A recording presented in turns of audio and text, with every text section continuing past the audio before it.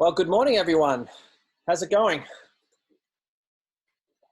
Hope all is well with everyone. Okay, so I'm excited with today. We have a great guest speaker, Kevin Maurer from Cape Fear Collective, and I'll let Kevin talk a little bit about what Cape Fear Collective does. But before we sort of get into our discussion and science writing and learning about how we can be better scientific communicators, I just want to sort of take a step back and talk to you about how I'd like to use this opportunity over the coming weeks. So if you go to the website, and let me just share the screen here.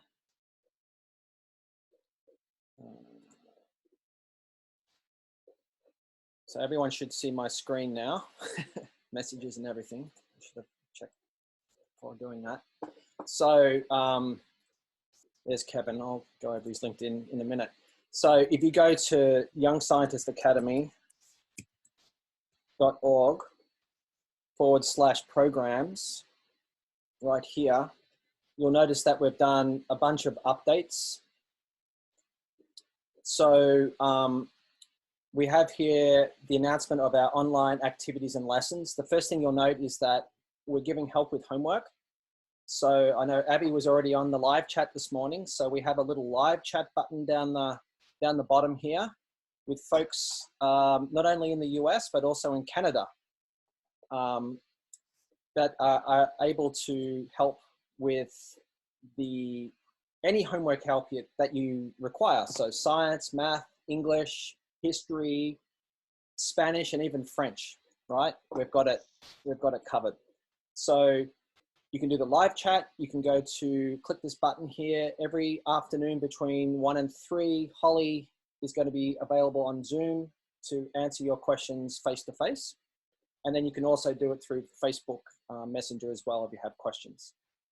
We also have here the schedule for the week. So here is today's speaker here, but coming up tomorrow, we have Josh Stone, who's going to be talking about his Antarctic research. I'm going to dabble a little bit on Python coding. On Thursday, we have some scientific illustration with my friend from Canada. There's some great scientific illustration and art there, which is going to be awesome. And then on Friday, we're going to be joined by a very experienced civil engineer and structural design person that works at DC Water. So exciting things coming online. And we also have cooking as well. I think Miles and his mum are going to do some cooking for us. And then we're also recording these things, as I mentioned. So don't worry if you can't make these lessons on the scheduled time. We're going to be posting these on the website. It takes a little bit of time to edit. So just bear with me there. So, and feel free to spread the word. Is Miles and Mia doing it? Cooking or different people? No, it's a different Miles. This is Cyrus's friend Miles. So I haven't seen Miles and Mia, but yeah, good. Good. So one of the other things I'd like to do with the creative writing is start putting together a biweekly e-newsletter that all the youth that are as part of these calls can get involved with. So we're really fortunate that that we've have a lot of people from around the world that are stepping up and helping out with what we're trying to do here and sharing their expertise and their passion for not only science but other STEM areas as well, and art too. And so it would be good for us to do reports on that. We can do it in the blog form. We can write our own little sort of scientific stories. Even a comic strip has been mentioned. And so that's something that I would like to achieve today. But in order for us to do that, we need to learn how to write effectively and tell a good story. And so that's really what hopefully that we're going to learn today a lot about, is getting a feel for how do you make something that might seem crazy or complicated, or even just a fiction idea that you have, how can you make that into an exciting scientific story? So, without ado, I would like to introduce our guest speaker today. Here's Mr. Kevin. Everyone say, you can unmute your microphones here and give a big round of applause. That wasn't very loud, but I'll add some crowd noise. So I just pulled up Kevin's LinkedIn page, and it's very, very impressive. You know what, Kevin? I didn't know half this stuff about you, but which stuff? Oh, like all the awards, and you wrote a book, right? I wrote 10. I'm working on 11 now. There you go. Yeah. And these are New York bestsellers, yeah? This is true. Some of them, like 4 of them, yeah, 3 or 4 of them. Yeah. So you can see here, very, very impressive career so far, and we're so glad that you're here in Wilmington and working with Cape Fear Collective. And your current role is Director of Community Engagement. So with that, I'm going to pass it over to you, and I really do thank you for your time today. And my pleasure. Really this is fun. This is going to be great insight. Okay, I'm going to try to share something real quick. Let me see if I can share this PowerPoint I put together. All right, you guys see this? Yes, great. All right, here we go. Let's, okay. All right, here we go. So, I work at the Cape Fear Collective now. So I've had a couple of mini jobs. Right now I'm working for a nonprofit. I am the Director of Community Engagement, but honestly, it's just me. And really what I was hired to do was tell stories, to be a reporter again. I've spent, since 2001, I've been a reporter. I've written books. I've worked for the Associated Press. I've written comic books. In my research today, if you guys see down here, this guy right here, I found out today he's in some Marvel Comics database. He's a character that they actually acknowledge now lives in the Marvel universe that I created for a short story I wrote about Thor. So that was pretty cool that I got a chance to have a character in the Marvel universe now. Whoa. But so what's that? What's his name? His name is Caxton Ford, which is kind of a play on Harrison Ford because he was sort of my favorite actor and favorite guy. So I tried to make a play on his name. He's a reporter in New York who follows Thor to Las Vegas in a short 10-page story I wrote for Marvel a couple years ago. So That's awesome. I thought it was pretty cool, man. It was kind of a fun day to start that day. So sort of the book that people know that I wrote, that people are familiar with, is really No Easy Day. That's the book about the Bin Laden raid that came out in 2012. Sort of the last book I did was this book here called 6 Days.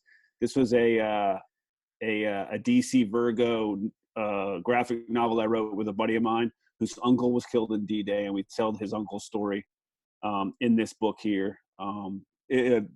Probably one of the coolest books I've ever had to work on because of the connection there. And the last sort of nonfiction book I wrote is this one here called American Radical, and it's about an FBI agent who infiltrates an Al-Qaeda plot.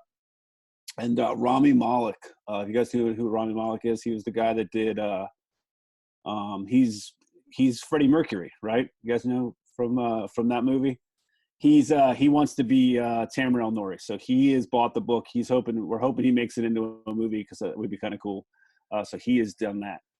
He's Freddie Mercury from Bohemian Rhapsody. Correct. Yes, perfect. So and also the bad guy in Bond, the next Bond film. I know, which I'm kind of excited about. They pushed it back though, so we'll have to see. Yeah, they did till November. Yeah, fall's gonna be it's gonna be bonkers with content. So, so I've written a lot of stuff, books, comic books. I've got a couple movies I've written that haven't gone anywhere, but so I try to keep telling stories in every medium I can. So, what we're going to talk about a little bit today is just how writing, some things, some tips I'll give you about writing. I'm also at the end of this PowerPoint, and I will send this PowerPoint to Rob as well, so that you guys can look at the links. I've got some links at the end of the PowerPoint about some stories that you guys could read. And I'm also going to give you a format that you can use as you guys start to think about stories as a way to organize and sort of how to tell a story. But let's start from the beginning. Stories are the most important thing we have, to me. I think it's the most human thing we have, and it's the one way that it bonds. It doesn't matter what language you speak and what culture you're in. A story is a story. Everybody tells them. You've been telling them since you were little kids playing Legos, and I still tell them today. So I think the fact that you guys are taking what you're learning here and applying it in a story form is like the best way to communicate with people. And I think it's serious business, and I think you guys are really natural storytellers already. And it's just what I hope to get through today is just a matter of how to tap into some of the skills you already have, because you can already tell stories. And so let's start with the first one. A couple simple pointers. Now, if you Google how to write, you're going to get hundreds of links. They're going to give you list after list of rules and things you have to do with writing. I've sort of boiled it down to 3 simple things, right? Which is, the first one is dig the ditch. And we'll get into this. Sorry, Kevin, sorry to cut you off there. Is Sure. everyone seeing, do you have a presentation up on the screen now? I do. Are you guys not seeing the Yeah, I I'm not see- seeing it, but I see a skull. I see a skull with the Yeah. circle. And that's skull all I with a see. circle? Ah, okay, hold on. I see this skull with the sword coming out of its mouth. Okay, so that was actually for a comic I wrote that never went Me anywhere. too. All right, so let me see if I can get this. Yeah, How do I that's all share I've this? been seeing. I got kind of confused. Yeah, same here. Hey, Rob, if I email you this thing, can you get it on there? Yes, I can. All right, Yes. hold on. Stand by, guys. Let me, my mistake here. All right.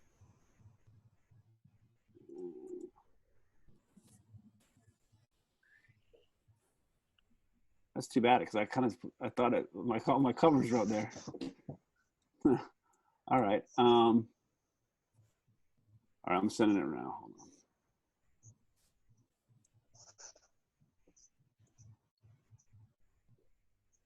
Okay.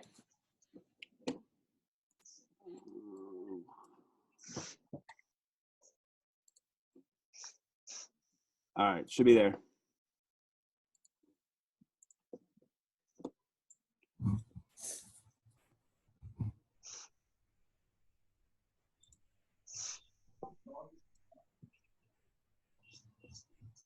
Are you using 2 screens on your computer? I'm not. I'm just using the one I have.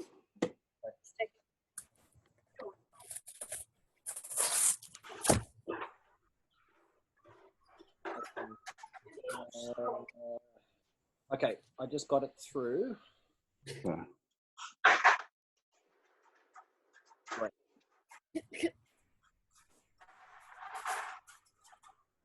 So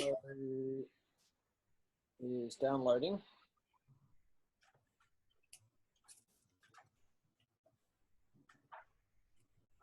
It was that was a very good speech. Well, I'm glad the speech worked. You want to start again on that? Nah, let's just start with, if you put up the first slide, that's just got a couple different of the covers, and then we'll click right to slide 2, which is just some basic, sort of the overview of these things. I'm going to share my screen here.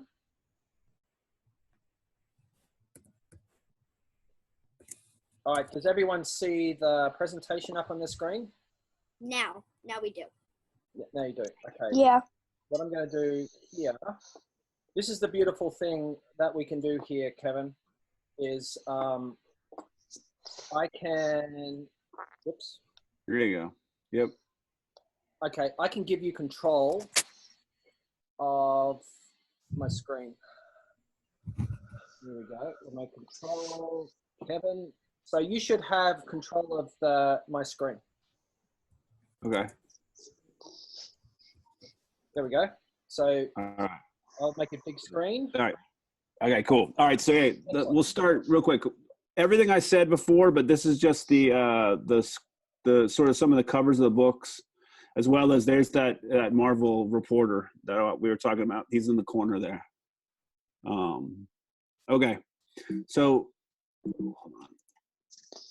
How do I get to? There we go. Oh, Sorry. all right. Well, you're getting a preview of the slideshow. How do I go back?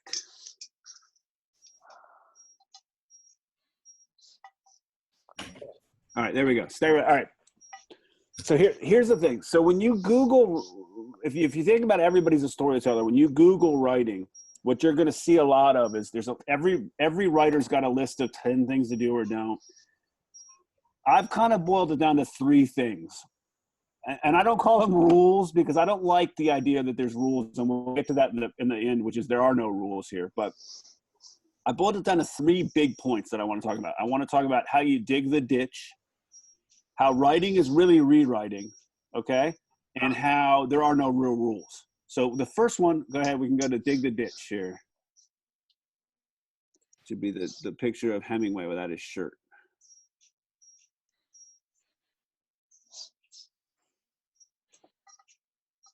Kevin, I'm going to have to do it this way. That's fine. You can just go, if I can go next slide, you can just click them through, and that might be the easiest way to do it. That'll be the best way. So let me stop this. Okay. Still working out everything here. Huh. I think everybody is. We're in uncharted territory, folks. Let me just start again with this.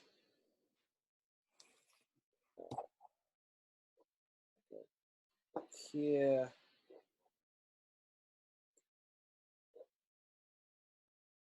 And then PowerPoint share. Okay, go ahead. All right, so go to the next slide here. We'll get into dig the ditch here. Okay. So here's the thing.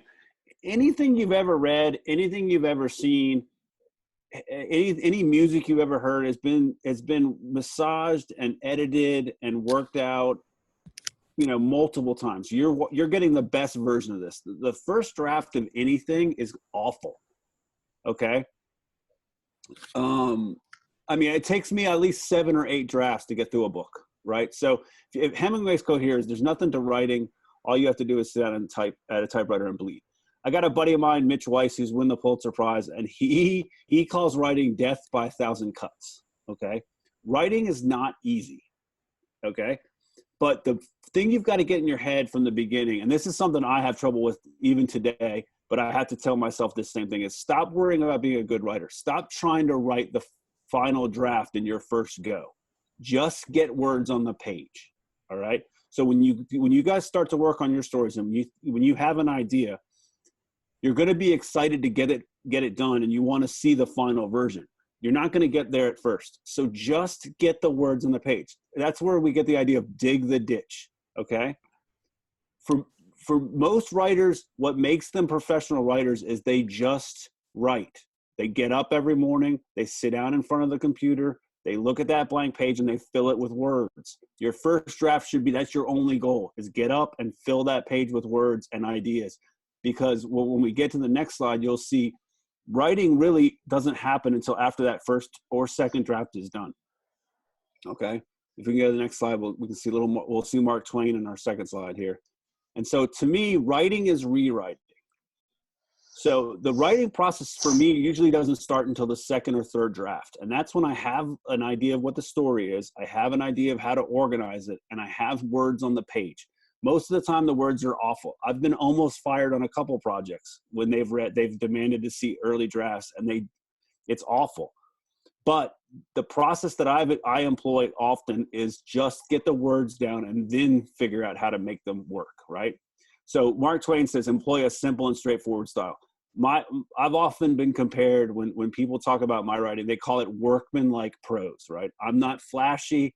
It's not sexy. It's just the story. And I get out of the way and let the story do the work. But for me, to do that, I have to rewrite it 7, 8 times until I firmly get my arms around it. So if you look at some of the ideas here, is, the writing is rewriting. So and that goes for anything. That goes for emails. That goes for book reports. That goes for short stories, comic books, everything.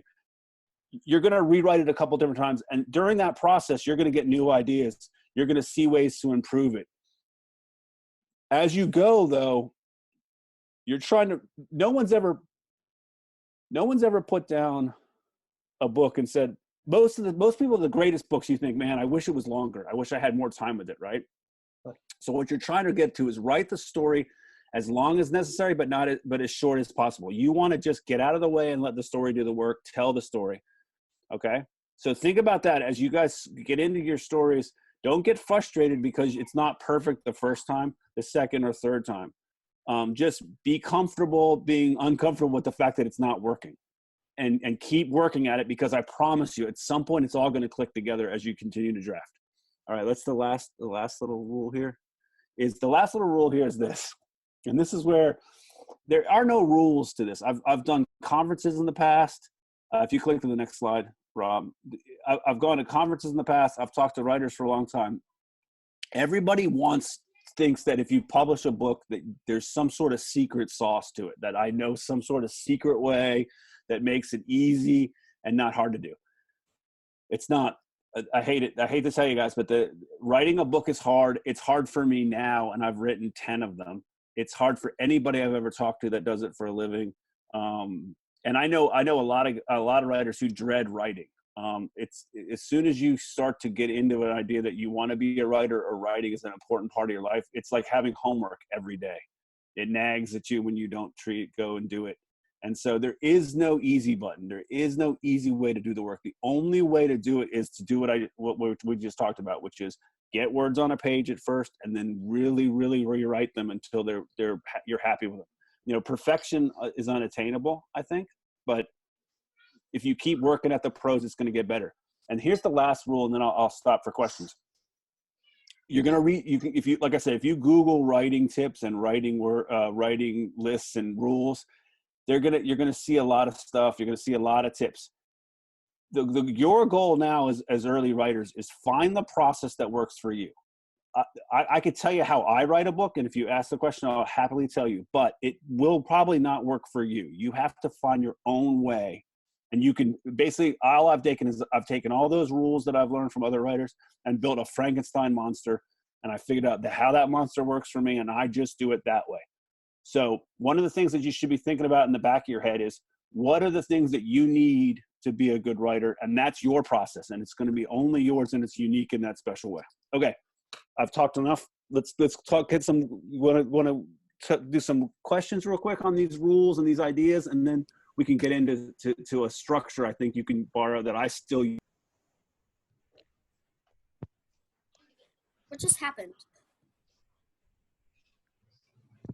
He muted. Yeah. So who has any questions or any thoughts and ideas on this? What's the difference between a script and like a book story thing? Okay, so a script there's comic script or comic scripts. There's TV and film scripts. Most scripts are just an instruction manual. What makes comic book writing and film and TV writing so much fun is it's really more collaborative than book writing. Yeah. So what you do as the writer is you're giving everybody sort of the map. You're the architect, right? You're going to draw what the building looks like, and then you're going to take it to the engineers and the construction crews, and they're going to make it. And the beauty of what happens a lot is when the actors or when the artists get a hold of your script, it turns into something else, right? And that's the kind of the fun part is that when you write comic scripts and you send them to the artist, when he sends you back the art or she sends you back the art, it's often not what you had in your head, and it's so awesome because a lot of times it's actually better than what you envisioned. So what you have to get used to is book writing, short story writing, poetry. That's yours. That's your space. You control that completely. Scripts are more collaborative, and you've got to be comfortable with the idea that they're going to take your story and it's going to turn into something that you maybe didn't intend as the artists that work on it, like the actors, the artists, the cinematographers, the directors. They actually sort of manipulate it as well. Well, I used to think of scripts as like basically things like not a story, but things are basically like says everything the characters are saying and everything the characters are doing.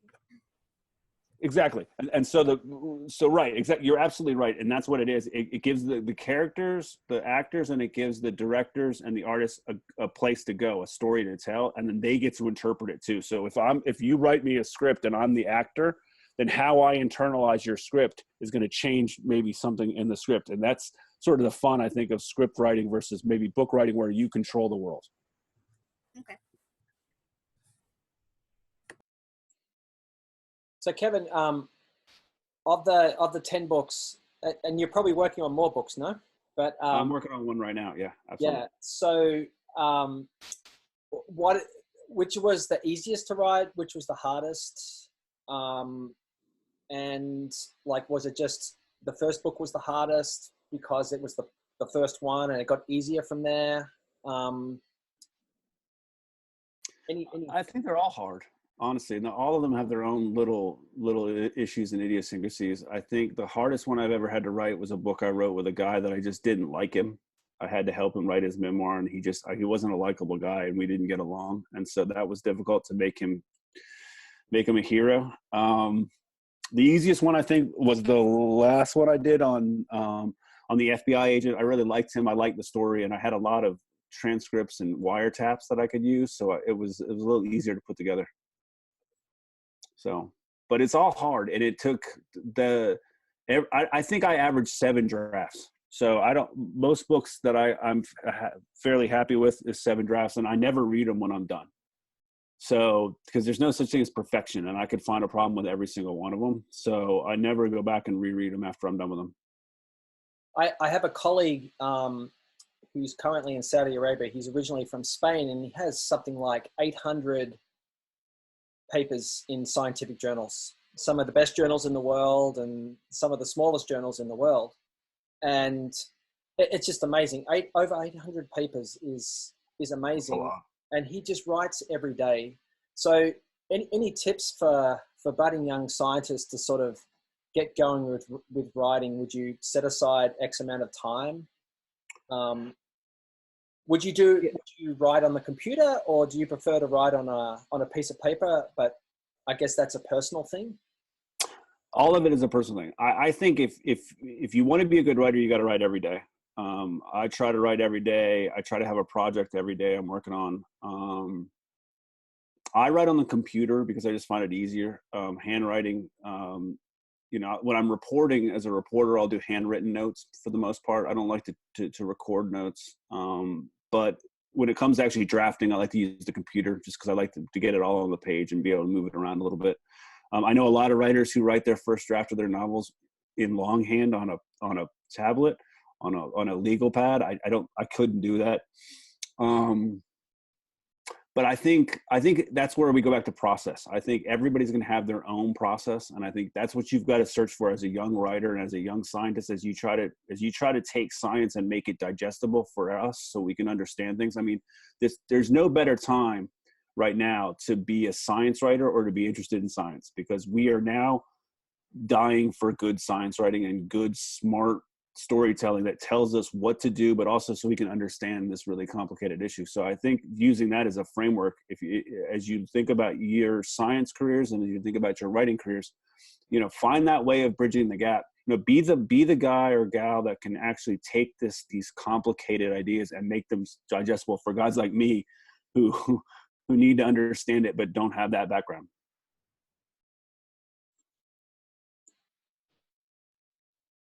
Anyone else have a question in the meantime? A discussion point? How many of you guys are interested in being writers? I know this is science, and I know science is important. I know one of my favorite writers is Michael Crichton, and he had a really interesting way of going about writing novels, because he really looked at them from a science and a question, and he dealt with the science of it and then built a story around it, which I think is something I can't do. So who's interested in sort of following his path, or who's interested in being more of a writer? Yeah, so you can use the interactive thing here. You can use your thumbs up down the bottom on your reactions. Where's that? Abby, it's down the bottom. There's a little reaction tab, and you can hit thumbs up, or you can put thumbs up in front of the screen. I get the mute button. I get the stop video button. It doesn't matter. But so who was interested in being a writer of some point? I know Abby, you are. So what interests you with being a writer?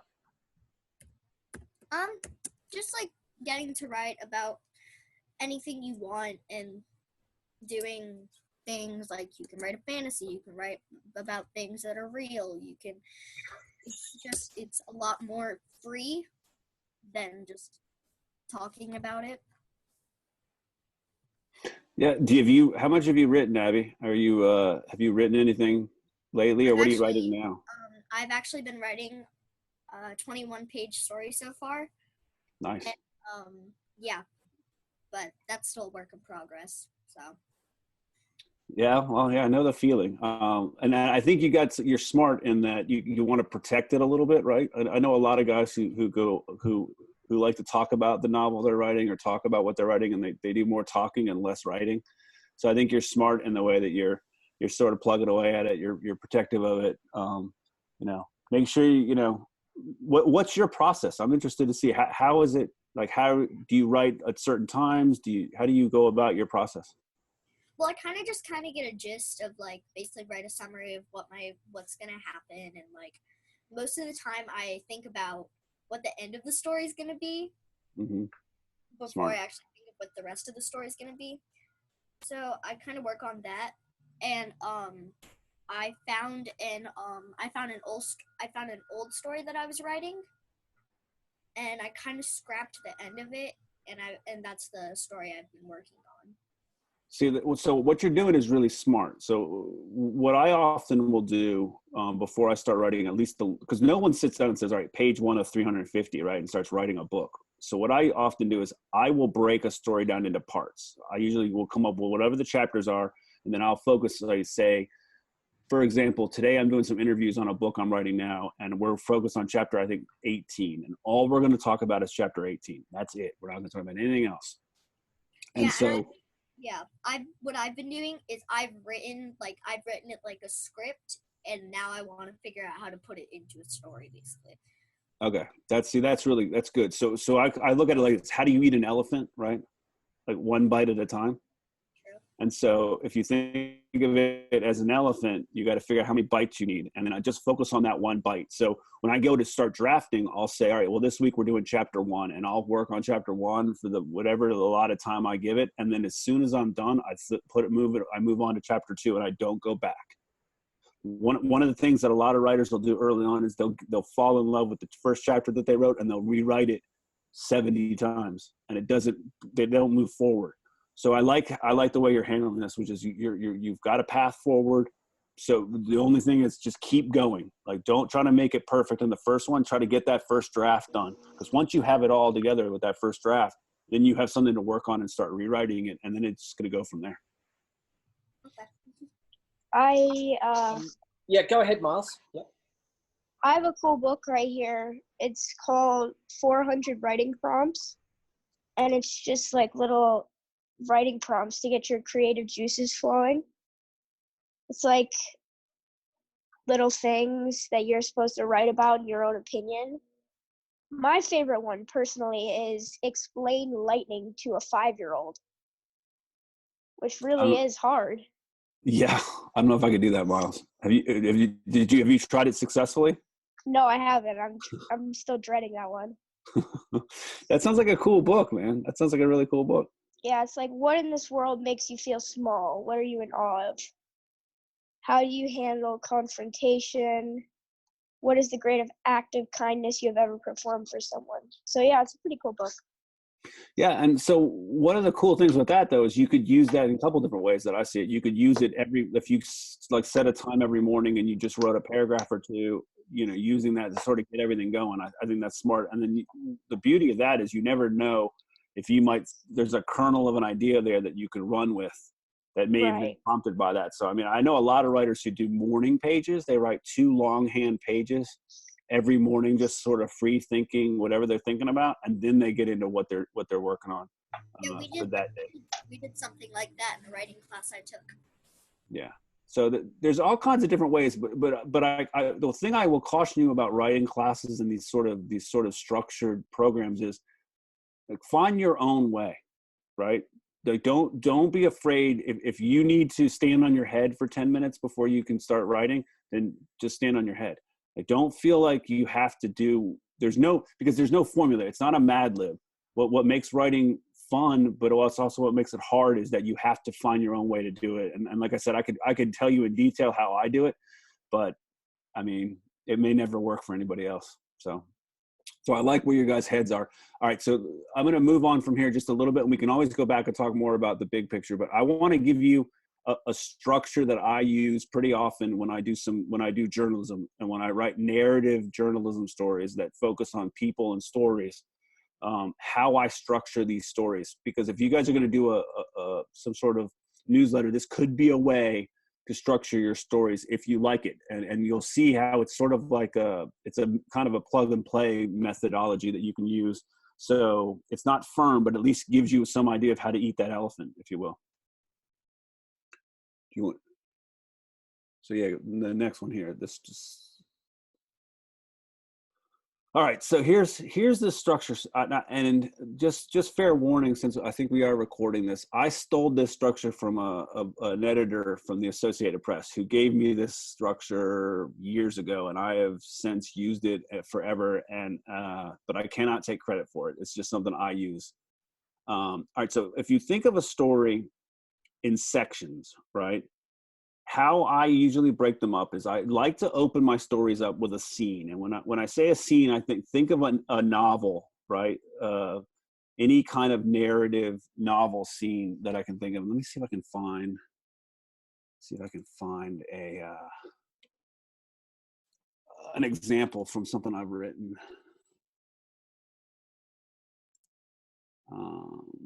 Yeah, well, all right.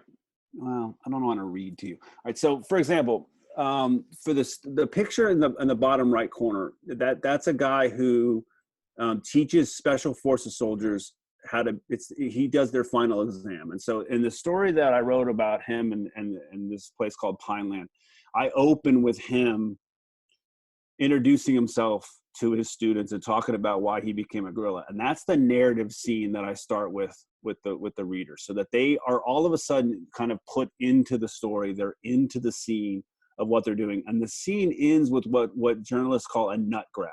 And what a nut graph is, it's a summary. And basically the nut graph says, in this story, we're going to talk about X, Y, and Z. And this is why it's important, right?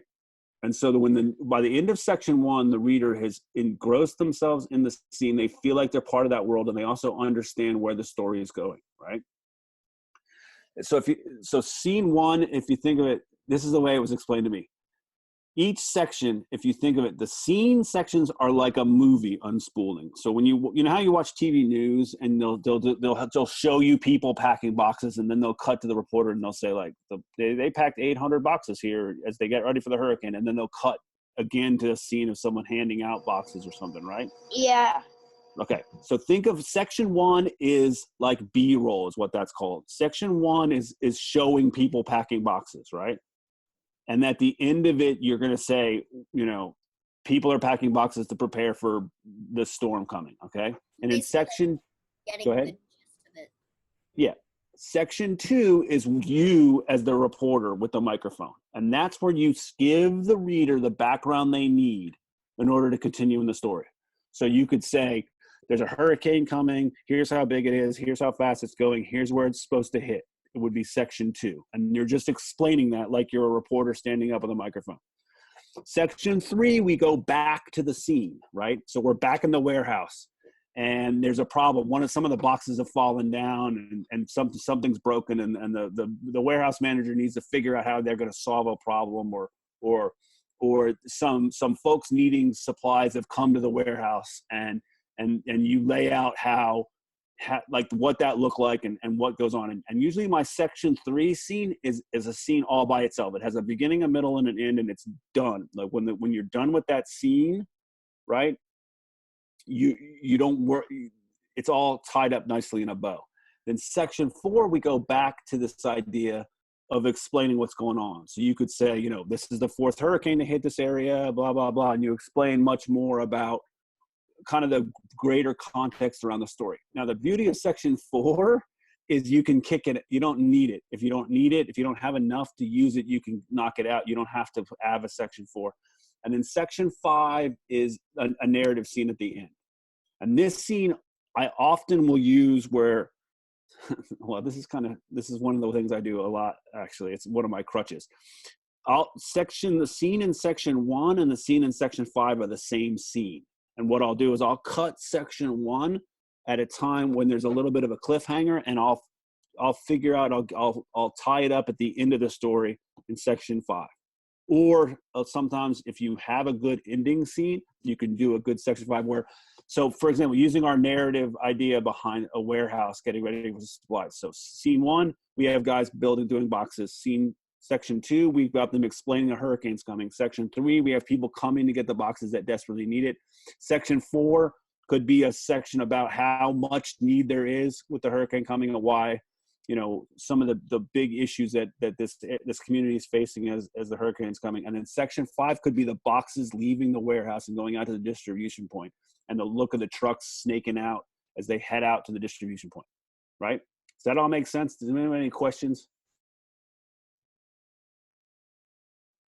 Okay, so this is just one type of story structure that you can use, but it's the one that I often will use when I'm telling much longer narrative stories. They're called news features in the newspaper business, where you have a little room to write about people. You have a little room to capture that dialogue between people. So you could, how you would report this is, for the most part, for sections 1, 3, and 5, I would just hang around the warehouse. I wouldn't interview many people. I'd capture what they're saying to each other without talking to me. How is the manager interacting with the people that are doing the boxes? Are the truck drivers nervous because the storm's coming? Are they talking about anything? Are they hanging around? What's it feel like? What's it smell like? What's the light? You try to build as much of that texture as you can. And that's what goes into sections 1, 3, and 5. And then section 2 and 4 is where you're going to do those straight interviews. So if I sat down with the meteorologist from NOAA and said, tell me about the hurricane, what's coming on, I might talk to the head of the nonprofit that's running the warehouse and talk to them about where they got the supplies. And that's big picture, kind of straight narrative quotes and stuff, or straight interview quotes and stuff, would go in sections 2 and 4. Does that make sense? Have I got it too complicated? Now, this is actually very interesting, because like if you read an article in CNN or whatever, like the way that this is set out is that you have your so what factor at the top here. You have a brief export, like, right, this is the information that you absolutely need to know, right? And then all of the stuff underneath is like stuff that you can continue reading if you're kind of hooked on it, right? And right. If you're telling a good story, then yes, you're going to want to read the rest of the article. But to get the idea of what the story is about, really, you don't really have to go past section 2. Right, which is why a lot of times I will cliffhang section 1 a little bit to drive you towards the section 3, because section 3 is usually one of my best scenes. The narrative scene is enough to hook you. 2 gives you enough of the story so that you're invested, and then section 3 is where the money scene is. I usually put that where it's my best scene, with the most drama, with the best texture. And then section 4 is usually. Section 4 is tricky sometimes, because you got to find a reason why you need to step out of that scene and explain it. So usually you go local in section 2, and section 4 you can go bigger, right? You can look at historical trends, stuff like that. So if you're using the hurricane narrative, you could be like, if we're talking about, let's say we're doing a story about Wilmington, North Carolina, and getting ready for a hurricane coming, in the future. We got section 1, we've talked about a lot. The explanatory section everybody gets is that's the current hurricane coming. But section 4 is where you could go into like the impact of Florence, the impact of other hurricanes, of how they've adapted to this and how they're getting ready, and where this warehouse fits into what they're trying to do now that they've experienced it. And that's where section 5, you can get that kind of kicker scene that either ties back to scene 1, or you have a really great scene at the end where, it ties the story together, but it also gives you something to think about. Any questions? I actually think this is, oh, sorry, go ahead, whoever that was. section 2 and section 4, basically everything just kind of trying to get it together. And Right. Section 2 and Section 4 are more straight reporting. That's more you get on the phone or you go find the expert that you need to talk to and you ask the simple interview questions, and then you don't really need to build a scene around them as much as you need to get the information to the reader in Section 2 and 4. 1, 3, and 5 require the reporting on the ground of stuff beyond just jotting down quotes. That's where you really get into mannerisms and how people are acting and what you smell and what you see and those things that build out sort of like the story that you're writing, Abby. I'm sure has got a little more texture to it, right? You got a little inner monologue, and don't be afraid as a reporter to talk about somebody's inner monologue, to go up to them and say, hey, what are you thinking right now? Or how are you feeling right now? Or what are you nervous about? Because that stuff you could build into that scene where if you've got the manager there and she's got a clipboard and she's overseeing all these volunteers and she's nervous though because she needs another 12 volunteers and she doesn't know where she's going to find them and they're short water. Like if you get her to talk about all that, you could build that in and write that like a novel. And then all of a sudden as you're the reader and you're nervous for her, you're rooting for her, you care about her. And that's a way to build that kind of empathy that you need in storytelling to kind of drive people, but also you kind of build that empathy so they can get the information that they need. So they're like the places to bring on characters and make the plot more interesting. Right. The other thing too, as you report, is don't be afraid to ask questions. Like I will often ask people, what do you have in your pocket? You know, what did you have for breakfast? Stuff like that, because it makes them more human. But I mean, there's a whole chapter in No Easy Day where he gets dressed to go on the mission, and we spent about a week going over exactly what he had in every pocket in his uniform and why he had it in there.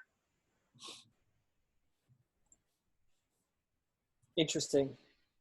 So with science, the way that you write a science paper, you would have your introduction, which I guess in this case is section 1 and a little bit of 2, right? And then you have your methods. So how did you go about the experiment? Then you have your results, which is essentially section 3 here that you're talking about. And then the discussion, which is basically what do these numbers mean? So that's section 4. And then sometimes there's a conclusion, right?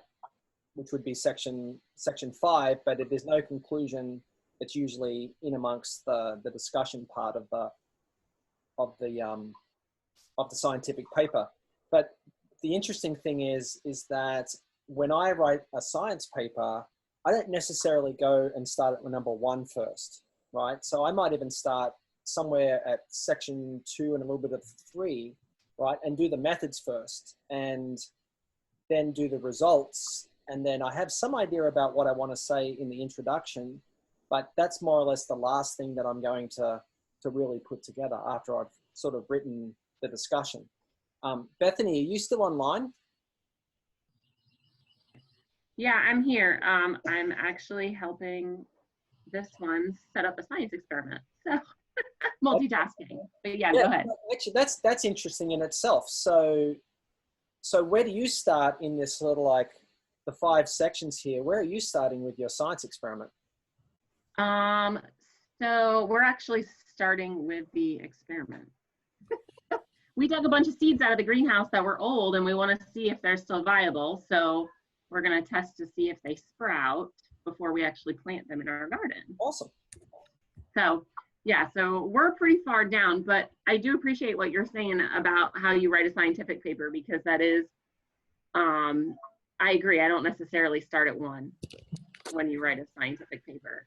And when I teach my students to do it, I'm sort of the same way. I sort of say it's more like start where you feel comfortable and start where you feel like you can gain the most foothold and like not have the most writer's block when you're sort of writing. Like you want to just get words on the page and then figure out where it all goes after that. Yeah, interesting. I actually think that, and I'd be interested to hear what, Kevin, you say about that, or even some of our young scientists, that I don't think scientists in general are great communicators. I think that the problem is that they want to tell the world everything that they know. And that is not what the world wants to hear. They want to know what step 1 and step 2, like the steps that Kevin was just talking about. Do you feel that way, Kevin? I have a hard time with scientists and academics, especially reporting on this stuff when you get into it. And I think I sort of applaud a lot of the reporters who are dealing with this crisis right now, because I mean, a lot of it is so academic and it's less scientific base. It sometimes, and it goes back to this idea that I've always liked reporting on people who are good at what they do and watching them do it. But a lot of that is translation. And when I covered the military for a long time, so I had to learn how to speak military so I could take what they said and then spit it into English. I think that's really where reporters and scientists are different, in that we need to take the important work that you guys are doing and make it so it's digestible to an audience that doesn't have a PhD or doesn't understand science like you guys do. So, and there's a lot of great reporters. There's a great reporter over at the Atlantic that wrote a really amazing story about this crisis. And he's a scientist and a reporter. So he's kind of got the toolbox to do that kind of stuff. But I mean, I think that's really the crisis. And I think it falls on both sides. I think reporters need to get educated and get better at science. And I think scientists need to think about this, who they're writing the paper for, who's the audience. And if they do write a science paper that has a broader approach, maybe there's a modified version that can be written for the non-scientists. But most of, real quick, I'll say, I thought it was interesting you were talking about where a science experiment starts versus in that story structure. Most of this, if you think of that story structure, the story really starts in section 2. That's where the news event gets explained a little bit, and that's where you start your reporting, and then you try to find humans and stories that you can weave through that news event. So if you think of the kernel of the idea starts in section 2, and then you build around section 2. Yeah, and then one other thing, a tip that one of my professors back in the dark ages when I was doing my undergrad degree, he said that the most important sentence of the whole scientific paper is the first sentence, because it's the one that catches the attention of the reader and makes them say, you know what, I'm going to sit down for the next 20 minutes and I'm actually going to spend this time to understand what this research paper is about, right? And I'm going to sit through all the sort of mundane language and things like that. Is it a similar thing when you're doing like a report writing, like for a newspaper, the first sentence? Oh, they call it the lead in the news business. The lead matters. Like, you got to get a good lead, and a lot of times, that'll make or break it. The headline and the lead are what gets you to keep reading, which is why that first section, if you're doing a news feature, that first section is so important. And if you click on the final slide, I got a couple of different stories that I selected from a local magazine here in Wilmington, North Carolina that I've written a couple of stories about, some various historical stories. And if you think about the leads there, that the voice of Black Mecca is about Alex Manley, and he escapes in the lead of that story. He escapes some white supremacists that are looking to lynch him in the first couple of paragraphs of that story. And so that the whole idea behind starting the story there was exactly what you were saying, Rob, which is like, I want you to finish reading that story, and that'll make you read it, because you want to know why they want to kill him. So I think your professor's right, and I think that's something to think about. Beginnings matter, and how you tell a story, and the choices you make in the beginning of a story. If you guys look at No Easy Day starts with the helicopter crashing outside of Bin Laden's compound, and it does it for a reason, because I wanted you to get to Barnes & Noble, and I wanted you to read the first chapter and then not be able to put the book down and have to go right over to the register and buy it. And so, if you think of a beginning, beginnings do matter. So that was a good point. I'd be interested to know from our young scientists that are online and also parents, like, if you were to write a story in the current, something that's happened over the last 2 weeks. Well, let's go before. before the coronavirus, right? And we look at a lot of issues in Wilmington, but we've got people joining us from Virginia here as well. So what's the most pressing issue that science can solve in your community that you live in? So I'll put that out there if people want to sort of chime in or write in the chat area about ideas. Is it homelessness? Is it inequality? And if that's such a pressing issue, what is, how can science and how can youth as the future generations and leaders be the ones to actually to solve this issue? So I'm looking at some of the things here. Water quality, I knew Jayla was going to write that. Light pollution. Someone said, is the earth actually a circle? Is the earth flat? Yeah. So Jayla, let me ask you. I'm going to put you on the spot here. I'm going to unmute you. How would you, oh, she muted herself. She muted herself. She's not like this. So she's off. Jayla's off. But so Jayla, what would be your lead sentence in a story about water quality in Wilmington? Or anyone else here? I don't really want to put Jayla on the spot, but Clean up your trash. okay. Yeah. All right. So, yeah. Okay. Good go. Does anyone else want to have a go?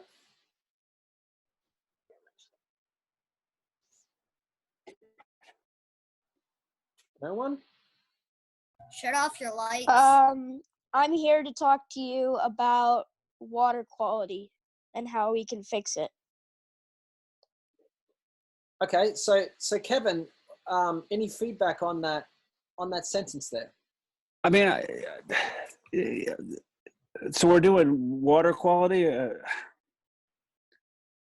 mean, here's the thing. I covered a lot of the Gen X for Star News when that first broke, and one of the things I used to argue about and debate about is the science of it was so technical that I didn't want to do something like you're drinking poison, right? Because that might get you to read the rest of the story, but it's not factually accurate truly, and so that nuance is hard. And I think you can be pretty much on the nose with those first sentences, but I think you need to think about the nuance is hard. Like these science first sentences are hard because there's so much to explain on the back end of them. That's what I call the hook in the beginning of the sentence or the book, because it Right. hooks you in and you want to know more. Exactly, Miles. That's what you're looking for. Especially in the beginning of a book or a story is that what is that? How do you keep the reader engaged?